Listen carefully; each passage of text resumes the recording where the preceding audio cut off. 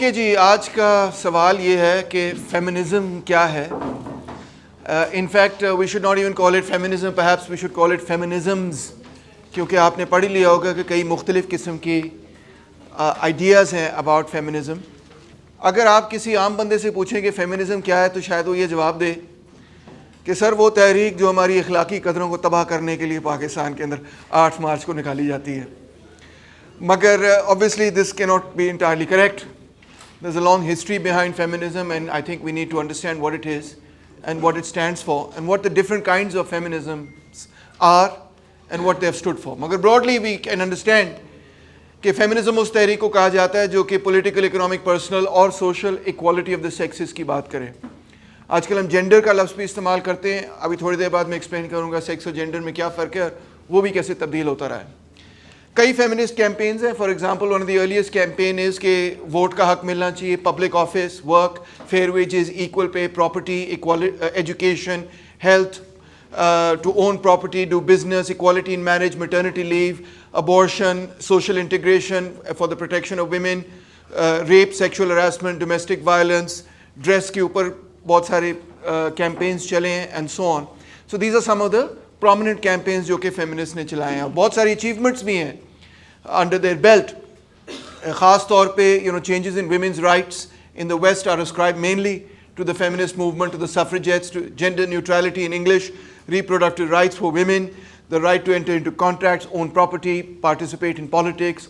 Many things are ascribed to women. In fact, अगर मैं ये कहूँ कि 20th century का एक बहुत बड़ी तब्दीली which differentiates the 20th century from all the previous centuries is really the rise of the women's movement and the new role that women have come to occupy in world history. Not just in the West, but in world history. It's a seismic shift. बहुत बड़ी तब्दीली है ये. And I think many people are still coming to grips with how large this change is, but it's absolutely massive. अब आप देख सकते हैं कि कितनी मुख्तलिफ किस्म की फेमिनिज़म्स हैं. Liberal feminism, radical, conservative, libertarian, separatist, eco feminism, Marxist, socialist, anarcho feminist, black, post colonial, womanism, third world feminism, indigenous feminism, transnational, Africana, Christian, Islamic, Buddhist, Jewish, secular, post structuralist, post modernist, lipstick feminism, difference feminism, post feminism, standpoint feminism, empiricist feminism, philosophical feminism. I mean the list is almost endless. It's really quite amazing. इतनी बड़ी list जहाँ पे हो तो उसको पढ़ा कैसे जाए, उसको समझा कैसे जाए. Most people they divide the feminist movement into these 4 waves. The first wave, the second wave, the third, fourth wave. First wave 19th और 20th century की शुरुआत में है, फिर second wave 60s में, third wave 80s 90s के बाद, और इस वक्त हम fourth wave feminism में हैं. So आए इन 3 waves को स्टडी करेंगे. जो fourth wave है वो third wave की ही एक किस्म की एक्टिविस्ट कंटिन्यूएशन है. द मेन आइडियाज हैं फोर्थ वेव के, वो थर्ड वेव में ही इलेबोरेट हो चुके थे. सो पहले तो फर्स्ट वेव को समझते हैं. फर्स्ट वेव के अंदर लिबरल्स और सोशलिस्ट दोनों शामिल हैं, और इनका जो कैंपेन है वो आप पढ़ेंगे. Probably one of the earliest feminist in the western tradition is Mary Wollstonecraft, जिसने किताब लिखी the Vindication of the Rights of Woman in 1792. Mary Wollstonecraft writes, women ought to have an education. Women are essential to the nation because they educate its children and because they could be companions to their husbands rather than mere wives. Instead of viewing women as ornaments to society or property to be traded in marriage, they are human beings deserving of the same fundamental rights as men. सीधी सादी सी statement है जो कि आज I think many people take for granted, but at that time when she wrote it, बड़ी नई किस्म की बात थी. इसी में से लिबरल फेमिनिज्म पैदा होता है. In the United Kingdom Emmeline Pankhurst begins a campaign called the suffragist movement, etc. The UK Custody of Infants Act in 1839. Women get the right of custody. Married Women's Property Act of 1870 in UK, extended in 1882. In 1918, the Representation of the People's Act vote to propertied women over 30, and that was extended to all women over 21 years of age in 1928. So आप देख सकते हैं कि late 19th century के अंदर और early 20th century के अंदर कई मुख्तलिफ किस्म के कवानीन पास होते हैं जो कि औरतों की लीगल इक्वालिटी के हवाले से हैं. US के अंदर pretty फ्रिडान took over the radical women, which was has its roots in Lucretia Mott and Elizabeth Cady Stanton, etc., जो कि क्वेकर मूवमेंट से ताल्लुक़ रखती थी, थियोलॉजिकल मूवमेंट थी, और ब्लैक लिबरेशन मूवमेंट से भी ताल्लुक़ रखती. And with the passage of the 19th Amendment to the United States Constitution 1919, granting women the right to vote in all states. So this was a big progress. इसी के साथ liberal feminism के साथ दूसरी मूवमेंट जो चल रही थी was of the socialist feminists. Charles Fourier का इसमें बड़ा एक अपना किरदार है. He was one of the utopian socialist जिसको हमने सोशलिज्म में कवर किए. एंगल्स का अपना एक किरदार है, फ्रेडरिक एंगल्स का. He wrote a very influential book called origins of the family, private property in the state, जिसमें वो ये कहता है कि औरतों की जो ग़ुलामी है वो शुरू ही तब होती है जब क्लास सोसाइटी और प्रॉपर्टीड सोसाइटी और रियासत पैदा होती है, यानी links those together. Marx's own daughter Jenny Marx was very much also an activist amongst working women and also one of the suffragettes, etc. And August Bebel की किताब Woman and Socialism 1879 में जो publish हुई, it's considered one of the classics of socialist feminist literature. Although वो अपने आप को feminist by the way नहीं कहते थे. जो socialist थे, they didn't call themselves socialist feminists. They just said we're socialists and we believe in women's rights. And in fact उस ज़माने में वो फेमिनिस्ट मूवमेंट को तनकीद का निशाना बनाते थे. वो कहते थे feminist movement is a bourgeois movement, हमारा उससे कोई ताल्लुक नहीं है, ये अपर क्लास औरतों की मूवमेंट है, हम तो वर्किंग क्लास औरतें हैं. Clara Zetkin seen over here was a member of the German Marxist party, the Social Democratic Party of Deutschland, and she is the one in fact who started the famous March 8th वाला दिन, International Working Women's Day. At the International Conference of Socialist Women in Stuttgart in 1907, suffrage was described as a tool of class struggle. International Women's Day was celebrated in 1910 in the Socialist Women's Conference in New York. And after the Bolshevik Revolution, then the communists started to celebrate it on March 8th everywhere where they had power. बाद में, after 1945, the United Nations also took up this particular day, March 8th, and then it became International Women's Day. Other notable figures in this are Alexandra Kollontai, Rosa Luxemburg, Dolores Ebaruri, who is of course the leader of the Spanish Communist Party. We'll discuss them in a little more detail in just a bit. Here's Rosa Luxemburg. Most of those bourgeois women who act like lionesses in the struggle against male prerogatives would truck like docile lambs in the camp of conservative and clerical reaction if they had suffrage. यानी कि ये वो feminist movement पे तनकीद कर रही हैं कि जो ये feminist bourgeois feminist movement है, इनमें और हमारे में बड़ा फ़र्क है. इसी तरह Clara Zetkin, there is no such thing as a woman's movement in and of itself. There is therefore only a bourgeois and a proletariat women's movement which have nothing more in common than a social democracy with bourgeois society. यानी कि ये दो मुख्तलिफ तबकात हैं, उनकी अपनी तहरीक चल रही है, हमारी मुख्तलिफ तहरीक चल रही है. You have two different movements. Clara Zetkin similarly writes, the liberation struggle of the proletariat woman cannot be, as it is for the bourgeois woman, a struggle against the men of their own class. The end goal of her struggle is not free competition with men, but bringing about the political rule of the working class, proletariat, hand in hand with the men of their own class. The proletariat woman fights against capitalist society. So जो proletariat मजदूर तबके की औरत है, वो अपने मर्द के साथ मिलकर जो है सोसाइटी के खिलाफ, कैपिटलिज्म के खिलाफ लड़ रही है. Therefore, Zetkin says, we have no special women's agitation to carry on, but rather socialist agitation amongst women. The main task surely is to arouse class consciousness amongst women and to involve them in the class struggle. So the socialists differentiated themselves from the feminists very strongly in this regard कि वो कहते थे कि हम working class की movement है and therefore हमारा सिर्फ ये गोल नहीं है कि हमने लीगल इक्वालिटी के लिए काम करना है, although of course they all agreed with legal equality, मगर ये कि हमने कैपिटलिज्म को भी ख़त्म करना है और हमने बुर्जुआजी के खिलाफ लड़ना है. The right to vote as it proceeded very rapidly, as you can see. New Zealand में राइट टू वोट 1893 में मिल चुका था औरतों को, ऑस्ट्रेलिया में भी 1902 में, बट रियली जब 1917 में बोल्शेविक रेवोल्यूशन हुआ, उससे पहले यूरोप में नहीं था ये. जब बोल्शेविक रेवोल्यूशन हुआ तो यूएसएसआर ने ख़वातीन को राइट टू वोट दे दिया. इसका बहुत बड़ा इम्पैक्ट हुआ और 1920s में उसी के नतीजे में कई यूरोपियन कंट्रीज एक के बाद दूसरी यूरोपियन कंट्री ने औरतों को राइट टू वोट देना शुरू कर दिया. France gave the right to vote in 1944. Women got the right to work without their husband's permission only in 1965. That's very shocking because you think कि France तो बड़ा आगे होगा in giving the women the right to vote, but actually it's not the case. Switzerland only gave the right to vote in 1971. Imagine, That's, just a few years after this I was born. And Pakistan, India gave the right to vote to women before Switzerland. We gave it in 1947. So that's very interesting कि you think कि European countries पता नहीं कब की दे चुकी होंगी, मगर ऐसा नहीं था. Okay, so one very key element in this is the Soviet women's movement. Soviet Union में revolution हुआ, Lenin ने ये कहा कि petty housework crushes, strangles, stultifies and degrades a woman, chains her to the kitchen and to the nursery and wastes her labor on barbarously unproductive, petty, nerve-wracking, stultifying, crushing drudgery. ये जो housework है ये तो औरत को तबाह कर देता है. वो बस भांडे मांज रही है दिन रात, ना कोई एजुकेशन, ना कोई साइंस, ना कोई पॉलिटिक्स में हिस्सा, ना कोई आर्ट, ना कोई लिटरेचर वगैरह. She is like a domestic slave. हमने इसको यहाँ से निकालना है.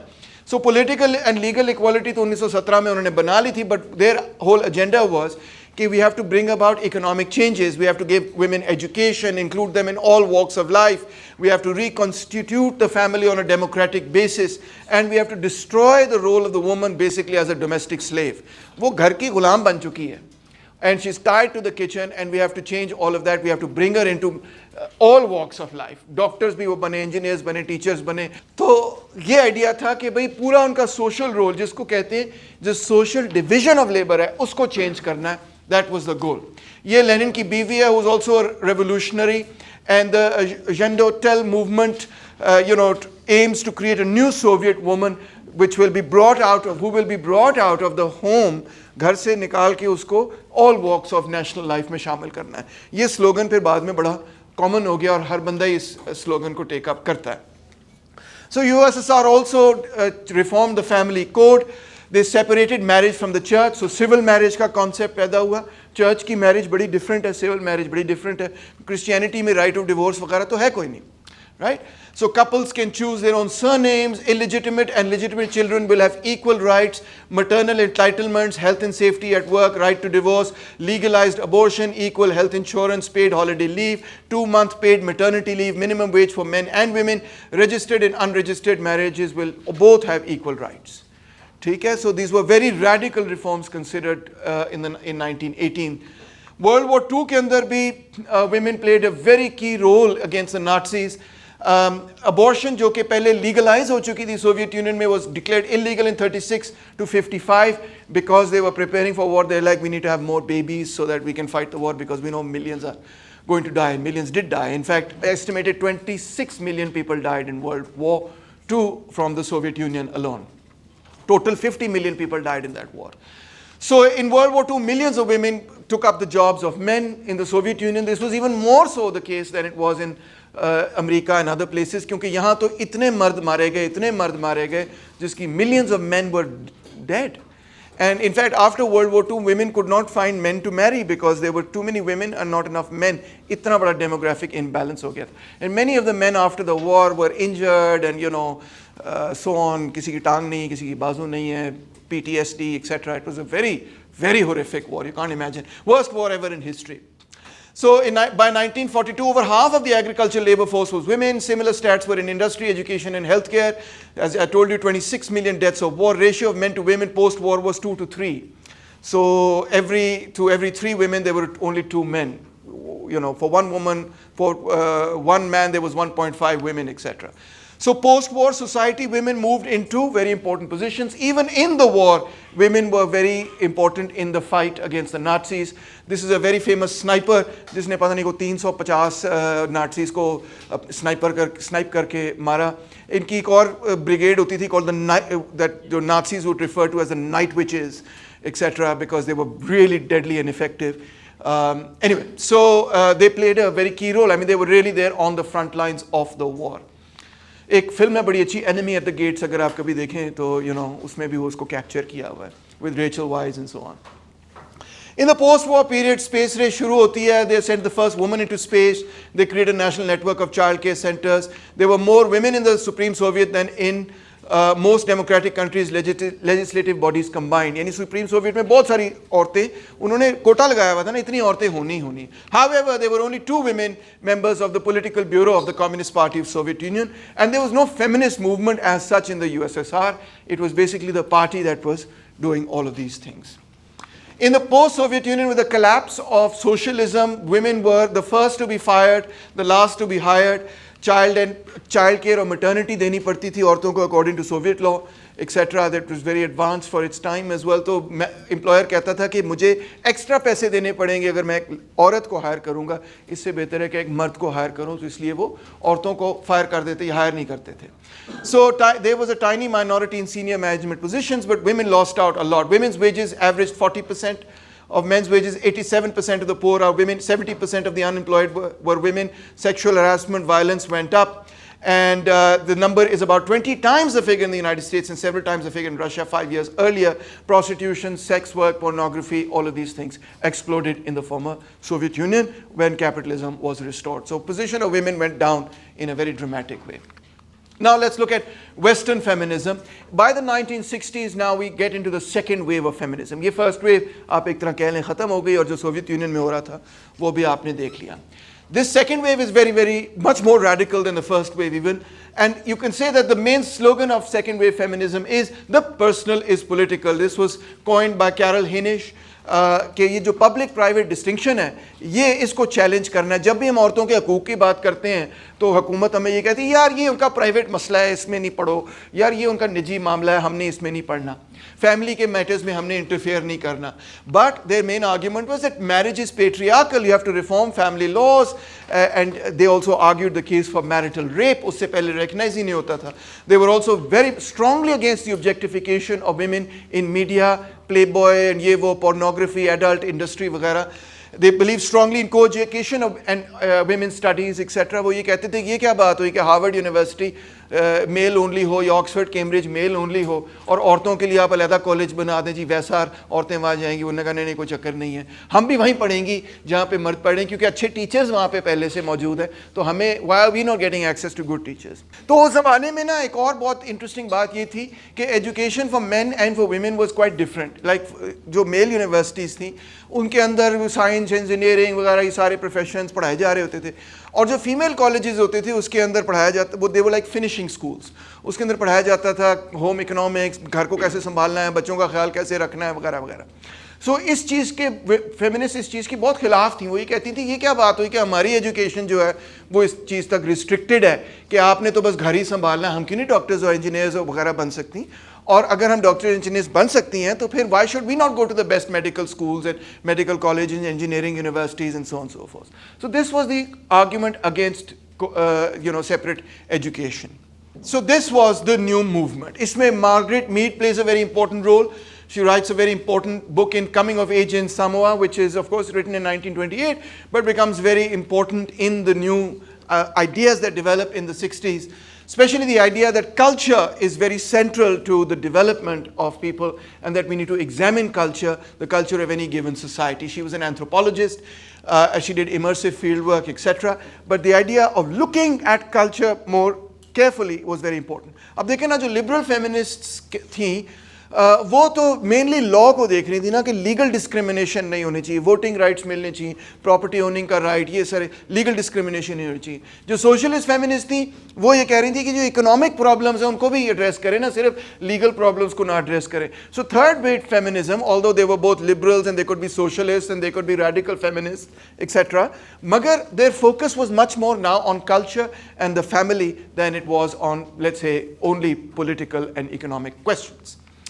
So one very important person in this is Simone de Beauvoir, who was a French existentialist philosopher, and she writes beautifully, one is not born but rather becomes a woman. बड़ी important saying है. उसकी वजह ये है कि what she's trying to say is कि the way a woman is supposed to be is not something that emerges naturally from her biology, but rather it's something that's taught to her. She's socialized into it by culture. उसको सिखाया जाता है, पढ़ाया जाता है, ऐसे बैठना है, ऐसे उठना है, ऐसे चलना है, ऐसे बात करनी है, ऐसे बात नहीं करनी, ये तुम्हारा रोल है सोसाइटी में वगैरह वगैरह. जो भी सारी उसकी सोशलाइजेशन है वो करवाई जाती है.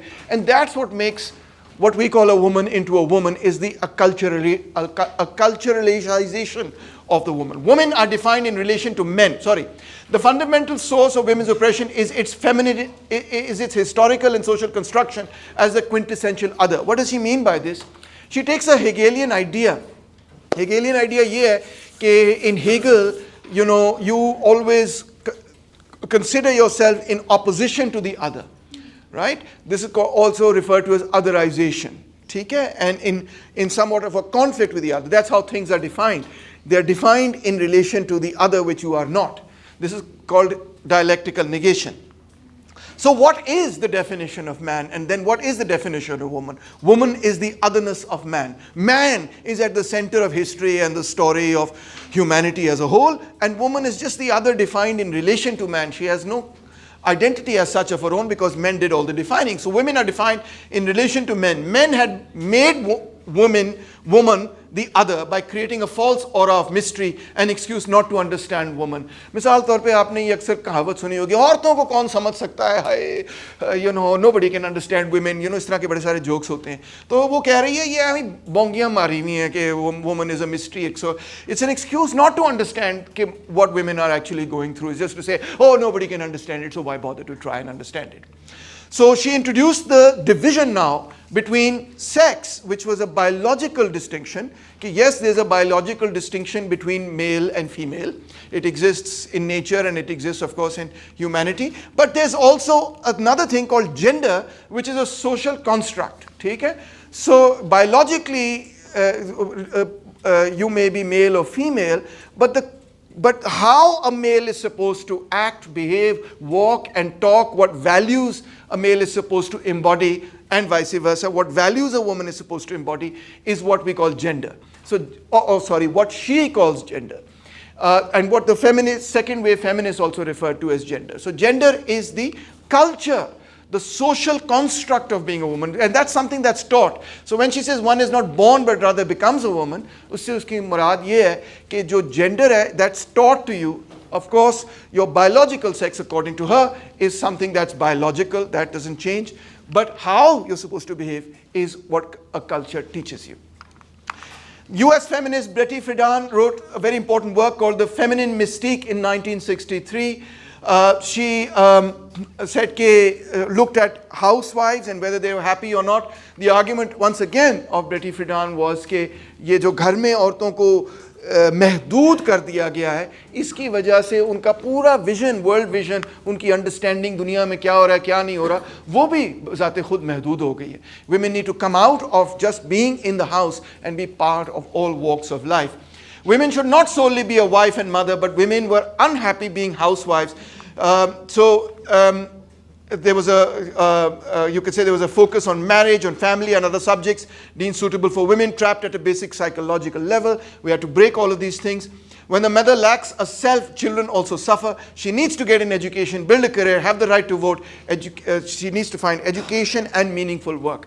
यानी औरतों की emancipation हो नहीं सकती जब तक कि जो social division of labor है वो change ना हो. Although Betty Friedan is not necessarily a Marxist, but by this time ये argument इतनी common हो चुकी थी कि जब तक औरत जो है वो महदूद रहेगी चादर चार दीवारी तक, as we say, she will not be able, her mind will not be exposed to all the amazing ideas that exist in society. And it will be restrained inside those, the confines of the conversation in the home. And this is what we need to do is कि औरत भी जो है वो उसका field of vision, उसका exposure to knowledge, to civilization, to politics, to the economy, to business, to all the walks of life, वो बढ़ेगा तो औरत की औरत को जो के जहन को जो महदूद किया हुआ है वो जंजीरें टूटेंगी तो फिर औरत जो है वो आगे बढ़ सकेगी. Another very important feminist is Gloria Steinem. She pretended to be an undercover playboy bunny and went inside a playboy club to do a report on what goes on in these clubs, etc. And that report was just kind of blew the lid off of adult entertainment as such. कि ये जो यानी कि adult clubs हैं यहाँ पे क्या होता है और वेट्रेसेस ख़ास तौर पे जो वहाँ पे काम कर रही होती हैं, हाउ दे आर ऑब्जेक्टिफाइड, कैसे उनको इस्तेमाल किया जाता है और कैसे what is there, how do they feel about the work that they do. उसने उसको कवर किया, इंटरव्यूज़ किया तो ओए होए होए थल्ली मच गई.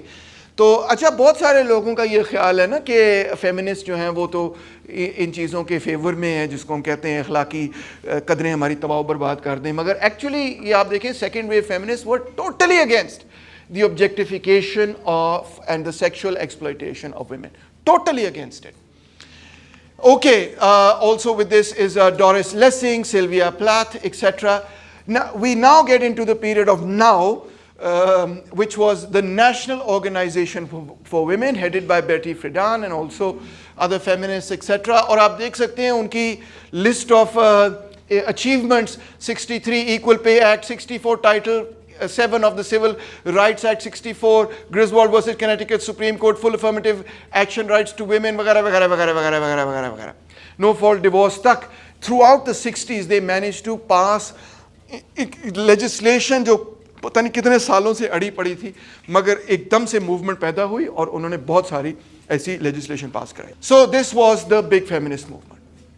Then came an era of defeat, which with the ERA was the Equality of Rights, Equal Rights Act, जो कि इन्होंने पास करने की कोशिश की, जिसको फिलिश श्लैफली ने काउंटर किया, जो कंजर्वेटिव लॉबी थी, और ये पास नहीं हो सका ERA. इस पे बहुत अच्छी फिल्म बनी हुई है, मुझे उस फिल्म का नाम भूल गया, नेटफ्लिक्स पे भी आई थी, सीरियल है इनफैक्ट.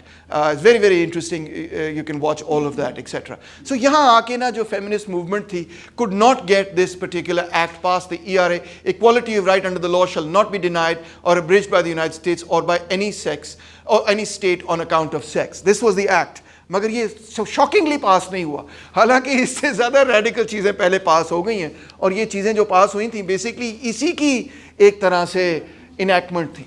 मगर इस वक्त वियतनाम वॉर भी चल रही थी, और तो opposition to feminism etc. was growing, opposition to the left was growing. Feminism, ये second wave feminism जितना था, ये left of the political spectrum पे था, ठीक है. ये anti Vietnam war था and so on, and ये they were protesting in the streets. So अब right wing grow कर रहा है, ठीक है. they call themselves pro life, pro family values etc. और एक बहुत बड़ा issue इन दोनों के दरमियान जो है वो है abortion का issue, कि the feminists are saying that women should have the right to decide what happens with their body. So they say my body my right, जिसका यहाँ पे तर्जुमा किया गया मेरा जिस्म मेरी मर्जी, या you could say मेरा जिस्म मेरा इख्तियार.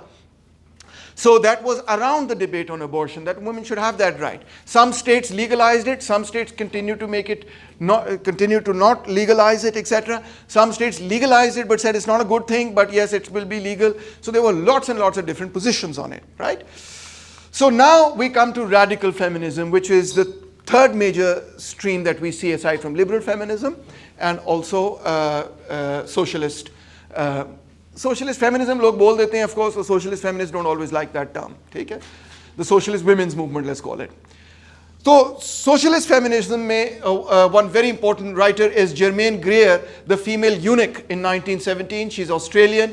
She also wrote a book on Bangladesh, by the way, which is very interesting. And she said कि one of the big problems is कि औरतों को एक तरह से औरतों की सेक्सुअलिटी इस सोसाइटी ने तोड़ दी है, तबाह कर दी है. उनको एक्सप्रेस ही नहीं करने देते, उनको यूनिक बना दिया गया, उनको बिल्कुल मफलूज कर दिया गया है, and so on. They've been made into such submissive people that they're not really confident in themselves in any significant way. She writes, like beasts who are castrated in farming in order to serve their master's ulterior motives, to be fattened or made docile, women have been cut off from their capacity for action. Women are crippled in their capacity to love others because they cannot love themselves. Society has created such self-hate because of this general looking down upon women. This is the result. So this became a very powerful argument of second wave radical feminism. Then we have Shulamit Firestone, who wrote the book The Dialectic of Sex, the Case for Feminist Revolution. Many of the radical feminists were also very much influenced by Marx and Engels, but they wanted, especially Engels, but they wanted to go beyond Marxism, Marx and Engels, etc. So one example is Shulamit Firestone, who says कि मेरी किताब dialectical materialism पर बुनियाद रखती, but more radical than Marx and Engels. Male domination is biologically based and as such existed long before the institution of private property. Now that's very different from Engels' argument जो कहता है private property के नतीजे में patriarchy पैदा हुई है. Men are unable to love. They must degrade the woman they make love to. They cannot simultaneously respect and be sexually attracted to women. Biological sexual dichotomic idea, root cause of male domination, economic class exploitation, racism, imperialism, and ecological irresponsibility. So now the argument develops that patriarchy and capitalism and imperialism, all these things are somehow the other related to one central idea of this kind of repression that has occurred. And इसमें Freud के ideas भी जो हैं play a very important role. Pregnancy is barbaric, she writes. Women's vulnerability necessitates the protective and hence dominant role of the male.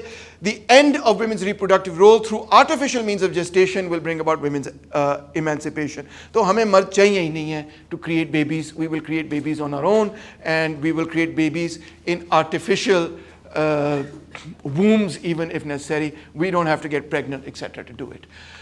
Then another radical feminist is Andrea Rita Dworkin. She's written 10 books on feminism, totally against pornography as well as against the adult so-called entertainment industry and against prostitution, etc. She writes that in a patriarchal society, all sexual acts are pretty much rape. All sex is rape in given patriarchal conditions. I know किसी के eyebrows उठ रही हैं कि ये कैसे हो सकता है, but their argument is that intercourse is the pure sterile formal expression of men's contempt for women. Marriage as an institution developed from rape as a practice.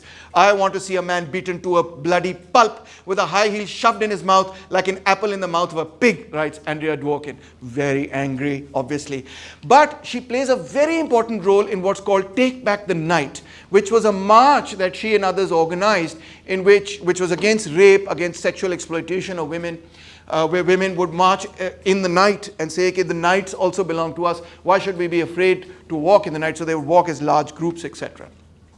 Catherine McKinnon, one of the key figures, again, also in the socialist, but also in the radical feminist movement. She is one of the people जिसने कि sexual harassment के laws सबसे पहले बनाए.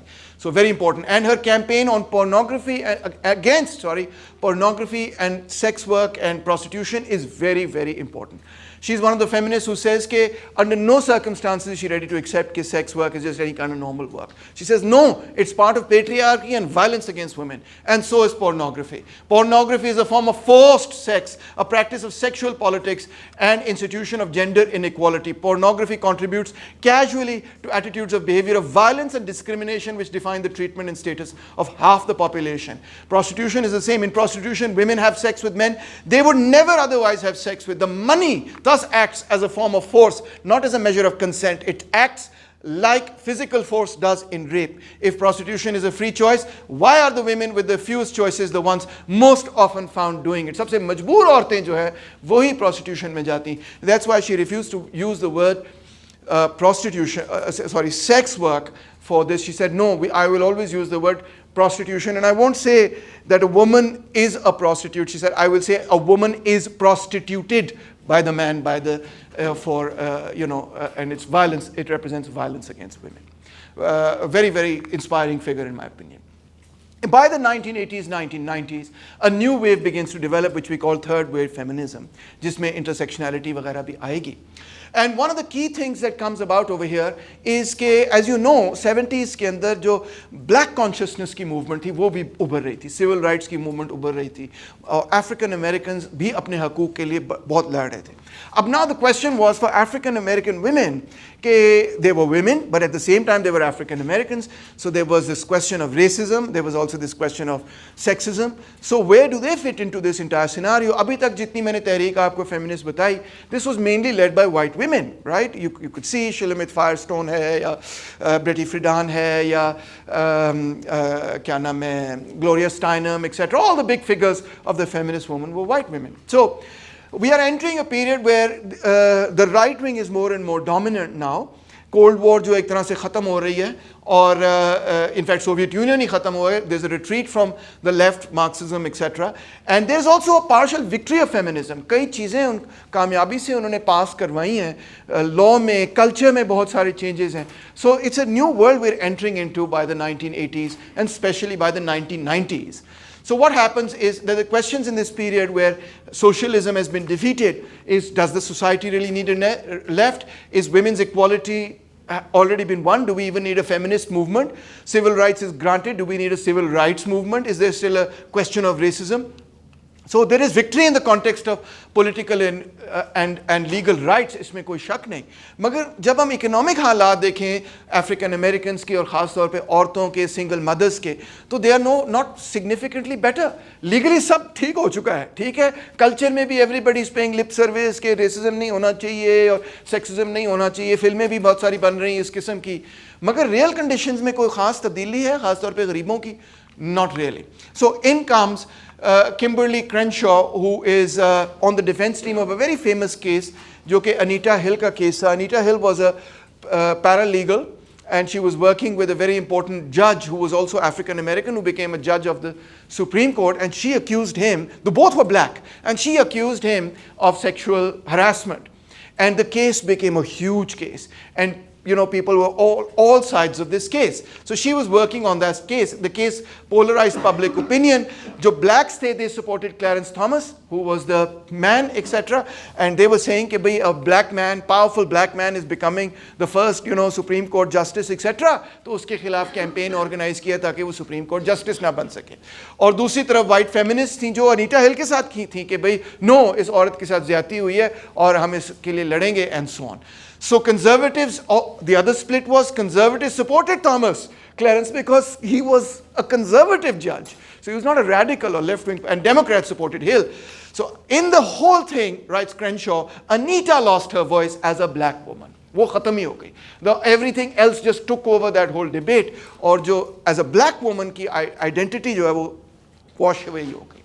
So that's when she introduced the idea in 1989 of what we call intersectionality. Demarginalizing the intersection of race and sex, a black feminist critique of anti-discrimination doctrine, feminist theory and anti-racist politics, very important article in feminist literature and intersectionality. So she says, जितने भी हमारे anti-discriminatory laws हैं, they work on one axis. कि anti-discriminatory law है तो blacks के लिए बना है, एक anti-discriminatory law है तो वो ख़वातीन के लिए बना है, एक anti-discriminatory law है तो वो Asians के लिए बना है, एक anti-discriminatory law इस basis पे है, एक workers के लिए, इसके लिए, उसके लिए, etc. एक axis पे.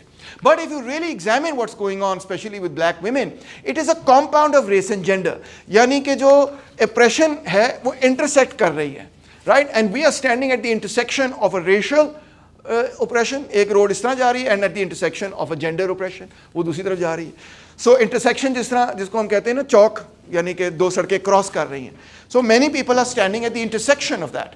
This idea caught on rapidly, very, very fast. Then you have Patricia Hill Collins, who writes Black Feminist Thought, Knowledge, Consciousness and the Politics of Empowerment. She says race, class, gender, sexuality and nation are intersecting and mutually constructing. कोई एक identity नहीं है आपकी, किसी की भी. ये सारी identity, every person is a mixture of several identities based on race, class, gender, sexuality, nation, language, and other things. So black women provide a window for other social groups. Elite possess the power to legitimate the knowledge that they define as theory as being universal, normative and ideal. You can see a strong echo of postmodern and Foucault's theory here. कि basically elites ने define करना है कि क्या truth है और क्या knowledge है और क्या knowledge नहीं. But black women can change from simply having thoughts to rather being considered as having theories. So we need to construct, she's saying, an idea of emancipation centered on the experiences and the intersectional oppression of black women. Here we also have the poetry of black feminist Audre Lorde. Scholarship of white feminists, she says, serves to augment the oppression of black women. So she rejects white feminism and develops the theory of difference. So basically she's saying age bhi hai, race bhi hai, class bhi hai, sex bhi hai. And one important thing that she contributes and brings to the table is sexual orientation is also a very important element of the axis upon which oppression can take place. And the idea now she introduces, which becomes very powerful, is there are no hierarchy of oppressions. ये नहीं कि पहले हमने class से लड़ना है, फिर हमने सेकंड पे रेस आएगा, थर्ड पे जेंडर आएगा, फोर्थ पे फलानी चीज़ आएगी. नहीं, we have to fight all oppressions together, fight all forms of oppression. All oppression is a result of otherization. इसकी रूट पे एक ही चीज़ है, otherization. So हमने inclusion की politics बनानी और otherization को ख़त्म करना है, और इससे सारी oppressions जो हैं simultaneously address होंगी और ख़त्म होंगी. Okay, then we have Bell Hooks, prolific, incredible writer. 30 किताबें उसने लिखी हैं. She says to be in the margin is to be part of the whole but outside the main body, and that is the history of black people as well as of women. Black nationalism on the one hand is clearly patriarchal and misogynist, she says. ठीक है, Black Panther Party को भी वो criticize करती है, Nation of Islam को भी criticize करती है कि clearly, you know, they really don't have any clue okay, what women are going through. But on the other hand, feminist movement is a white middle and upper class affair and did not articulate the needs of poor and non-white women, and thus it reinforced sexism, racism, and especially classism. So feminism is not about social equality, she says. This is a very strange statement. If feminism seeks to make women equal to men, then it is impossible because in Western society not all men are even equal. So it's not about equality. What is it about then? It's about agency, it's about inclusion, it's about having your own voice and being able to say those things. So the slogan of equality, which is the old slogan of liberal feminism, now becomes unimportant. What becomes more important are these ideas of otherization. So these are the voices of black women: Crenshaw, Collins, Hooks, Lord, Alice Walker, Anita Hill, etc., etc. और ये एक बहुत strong point of view develop होता है. You can even call it a womanist point of view as opposed to a feminist point of view. Or you can call it black feminism if you like, and so on. There are several names given to it. Now we come to intersectional feminism, which takes off as the third wave of feminism. And you know, the slogan, my feminism will be intersectional or it will be bullshit. If it's not intersectional, if it's not looking at questions of race and class and other questions at the same time, फिर ये बेकार है. अगर मैं सिर्फ औरतों के missile पे मेरा focus है तो फिर ये बेकार है. A very important person in this is Dorothy E. Smith, and she develops standpoint feminism, which means कि देखिए society के अंदर औरतें जो है ना वो एक particular social role में उनको cast किया गया है. ठीक है, उनको उनकी जो सोसाइटी के बारे में जो पर्सपेक्टिव है वो उनके स्टैंड पॉइंट से है, उनके पॉइंट ऑफ व्यू से है. So what we are introducing you to the idea here is कि व्हेन वी से कि something is an objective truth, we don't want to get into that whole thing of what is objective truth and what is not objective truth. In fact, what men have done, and specifically patriarchal men, is कि अपने biases और prejudices को उन्होंने objective truth बना दिया. Or in fact, what we need to do is look at the same questions, but now not from the perspective either of objective truth or of the dominant power, but from the point of view of women, from the point of view of the oppressed. From a different perspective, you have to see the same question, right? So it's a very powerful idea. And this idea is taken up by many others. One of the very key and arguably the most important figure in this is Judith Butler, who, by the way, is a great supporter of Palestine. Although she is a Jewish woman, but obviously she's not a practicing Jew at any level. She's an atheist, etc., but very strongly in favor of Palestine. आजकल बड़ी उस पर तनकीद भी की जा रही है सोशल मीडिया पे, बिकॉज जो गाज़ा में हो रहा है she speaking up against it, और जो होता है फिर जब when you speak up against what Israel is doing if you are in the West, वो जूडिथ बटलर के साथ भी हो रहा है. एनीवे 1990 में इसने किताब लिखी जेंडर ट्रबल, और ये बड़ी मुश्किल किताब है. मैंने भी कॉलेज में बैठ के पढ़ी तो बड़ा मुझे टाइम लगा इसको समझने में, but it's the path breaking and key work to understand third wave feminism.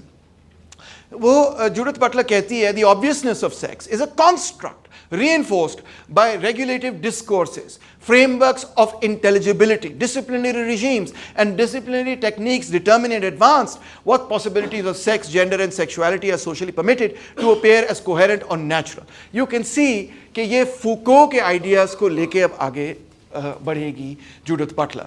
The sex gender distinction as a feminist strategy will be ineffective. So जो idea एक सेंस में सिमोन डे बोवार ने इंट्रोड्यूस किया उसको अब क्वेश्चन किया जा रहा है.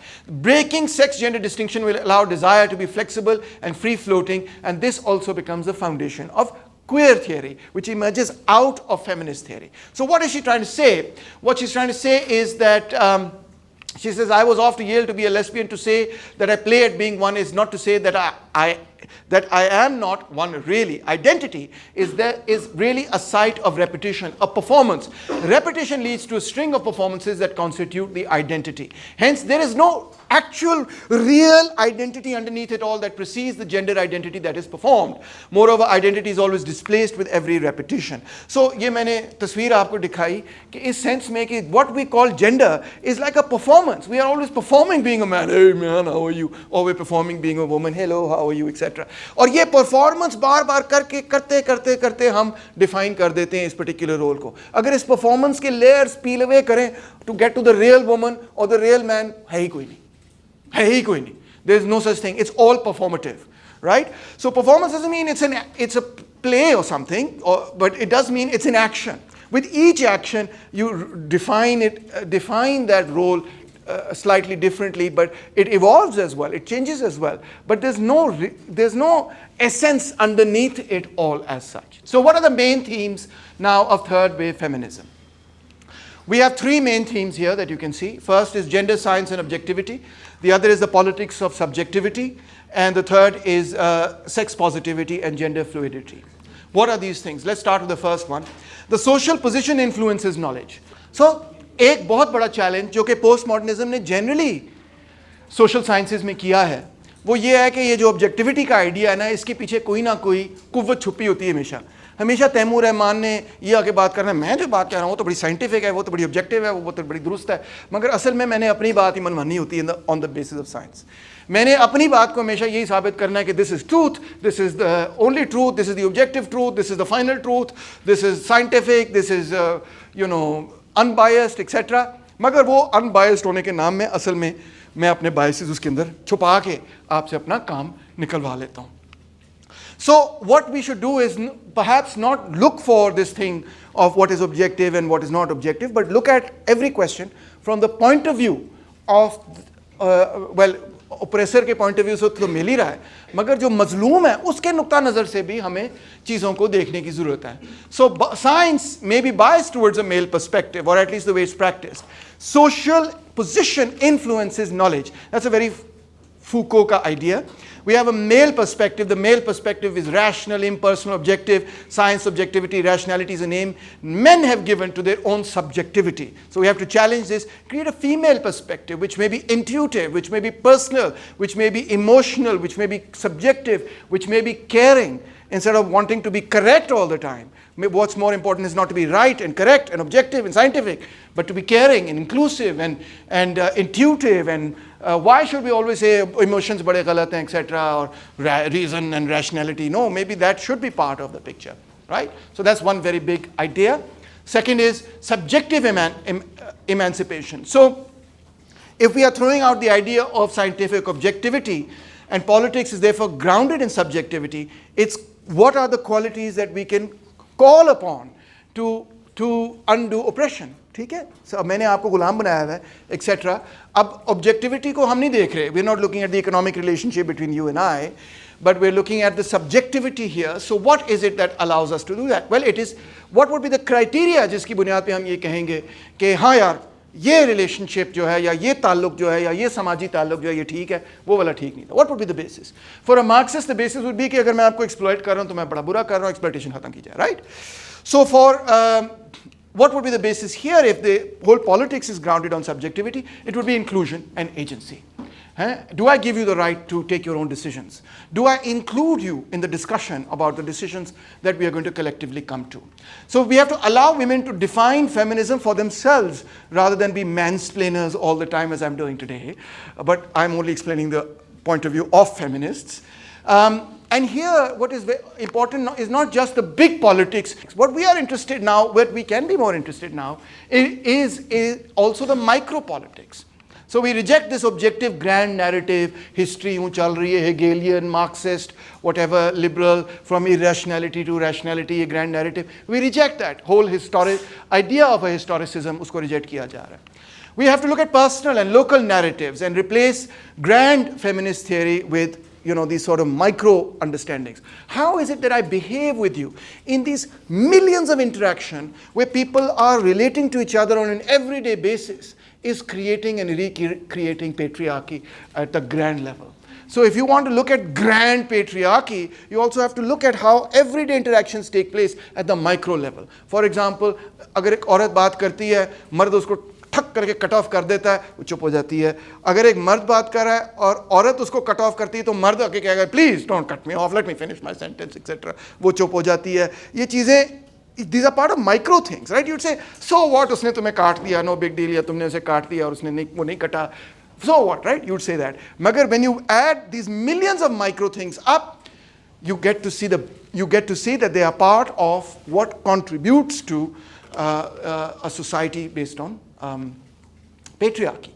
So therefore, we have to look at these everyday interactions, the personal, the local narratives. Oppression is not the result of objective relations, but the product of the marginalization of communities, individuals, through the intellectual process of otherization, Hegelian process. Otherization creates artificial binaries. So what are we doing here through otherization? Binaries. These binaries are created, they are intellectual constructs, social constructs. They are created in order to control the other person, right? That is what otherization is. It creates an access of privilege. एक तरफ वो है जो privileged है, एक तरफ वो है जो आपकी तरह underprivileged है, ठीक है? What are these access of privilege?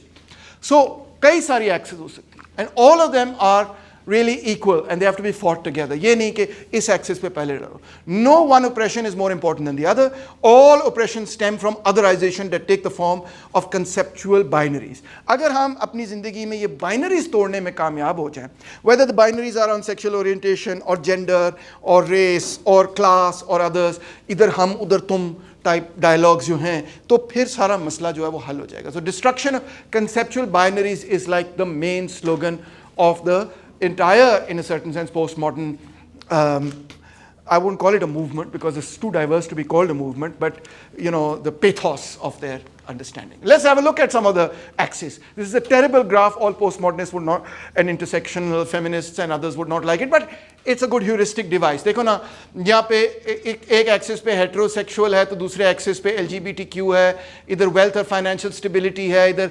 non-disabled, credentialed, young, attractive, upper and upper middle class, Anglophones, light pale skinned, Gentile, non-Jews. इसके colorism, language bias, classism, politics of appearance, ageism, educationalism, disableism, wealthism, heterosexism, eurocentrism, racism, sexism, genderism वगैरह, इस सारी चीज़ पे कई सारे axes of oppressions बन जाते हैं. और ये सब क्या है? एक तरफ ये है, एक तरफ वो है, एक तरफ ये, एक तरफ वो, एक तरफ ये, एक तरफ वो, एक तरफ नॉन लिटरेट है, एक तरफ क्रेडेंशियल, एक तरफ ओल्ड है मेरी तरह, एक तरफ यंग है आपकी तरह, एक तरफ अनअट्रैक्टिव है मेरी तरह, एक तरफ अट्रैक्टिव है आपकी तरह, एक तरफ एंग्लोफोन है. अच्छा, ये मैं नहीं हूं. यू गेट द पिक्चर, ठीक है? ये बाइनरी तोड़ देनी है, ये बाइनरी ही खत्म कर देनी है. एजिज्म, सेक्सिज्म, रेसिज्म, classism, इन सारी binaries को तोड़ेंगे. We are all human beings. We don't have one identity.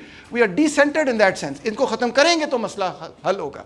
So for example, with respect to gender, therefore, emancipation means the destruction of gender binaries. Okay, this doesn't mean कि दोनों को कत्ल कर दो. It means कि conceptual binary को खत्म करो. Destruction of gender binaries will allow us to be inclusive and develop agency. So you see here, this is the symbol of a male and female gender, and you can see that they are combined in all sorts of different ways. There's no one way or two ways to combine them. And इसी से ये politics भी निकली कि why should we just have two pronouns, because that's a binary. So we have to undo the binary. So we'll have many different pronouns. For example, he, him, his, which is another his, himself, she, her, hers, herself, they, them, their, theirs, themselves. Z, zim, zer, zers, I can't say, I don't know how to say them. ठीक है? Ji, jem, I suppose. E, M, per is very difficult for me because they're not, Urdu के अल्फाज नहीं है और I'm not familiar with them, इसलिए it's difficult for me to say them. जी, आपको आते हैं? किसी को आते हैं? नहीं? अच्छा, चलो सीख लेना. ये देखो ना, what should I call you? उस पे पूरा एक फ्लो चार्ट भी उन्होंने बनाया हुआ है. ये भी पढ़ लेना. I'll send it to you, so you'll understand. Best thing is to just ask somebody, what would you like to be called? And whatever they like to be called, just call them that. That's fine. Okay, finally, of course, इसमें identity becomes a very important role, and even 9/11 becomes a very important role because what do we say about hijab and what do we say about belly shirt? Both become symbols of agency or not of agency. What's going on? Is this poor woman को मजबूर किया गया है कि ये American झंडा जो है अपने सर पे पहन ले? या is hijab also an act of resistance against Islamophobia, an act of agency to express their own identity as a Muslim person, individual, or as a Muslim woman, etc. So in that sense then, if you are wearing a belly shirt or if you're wearing a hijab, both can be acts of resistance if you are the author of your own life. If you have expressed your agency in doing that, if it's your own decision to do that, nobody's forced you. If it's your own faisla, arrived at through an inclusive process of discussion, deliberative democracy, then it's an expression, regardless of what the action is. The action is not important. What's important is the process through which you arrived at that action, whether that was inclusive and whether it expressed agency. If you arrived at that action through your own volition, through your own consent, through your own, you are the author of your own life. This is also a very liberal idea in a certain sense, but expressed in a very new way. If you have arrived at that as your own agent and expressing your own agency, then it is an expression of your freedom and emancipation from whatever binary has been created. But if you've been put into that position as a consequence of someone else, तुम औरत हो, तुम्हारा ये काम है, तुम African American हो, तुम्हारा वो काम है, तुम मुस्लिम हो, तुम तो ऐसे होते हो, तुम फलाने हो, तुम जैसे होते हो, जो भी है, if you've been pushed into that by not out of your own agency, but by others who wish to otherize you and who wish to suppress you, exploit you, dominate you, etc., then that obviously is something that is oppressive, and we have to challenge that and fight against that.